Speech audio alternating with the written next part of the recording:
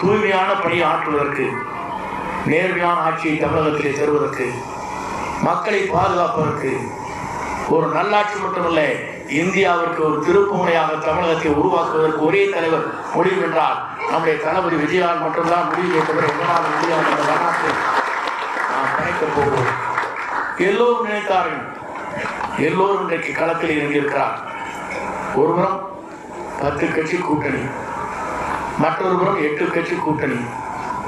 ஆனால் யாரை தேடி தேடி வருகிறார் என்று சொன்னால், நீங்கள் எங்களோடு இணைந்து கொள்ளுங்கள் என்று கெஞ்சிக் கொண்டிருக்கிற காலம்தான் இன்றைக்கு இருந்து கொண்டிருக்கிறதே தவிர அதனை மாறி இருக்கிறது.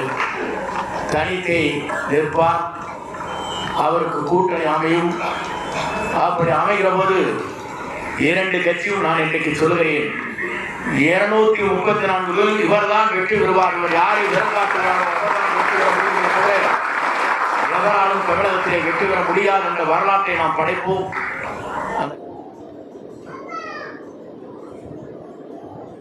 தமிழக வெற்றிக் கழகத்தின் தேர்தல் பணிகள் மும்முரமாக தொடங்கியிருக்கின்றன. அந்த வகையில் தாவேக உடன் கூட்டணி அமைக்கப் போவது யார் என்ற ஒரு கேள்விக்கு பதிலளிக்கும் விதமாக அக்கட்சியின் தலைமை ஒருங்கிணைப்பாளர் செங்கோட்டையன் தற்பொழுது பேசியிருக்கிறார். தாவேக தலைவர் விஜய் தனித்தே நிற்பார் என்றும் அவருக்கான கூட்டணி தானாக அமையும் என்றும் பேசியிருக்கிறார் செங்கோட்டையன். இது தொடர்பான முக்கிய செய்தியை நாம் பார்த்து வருகிறோம்.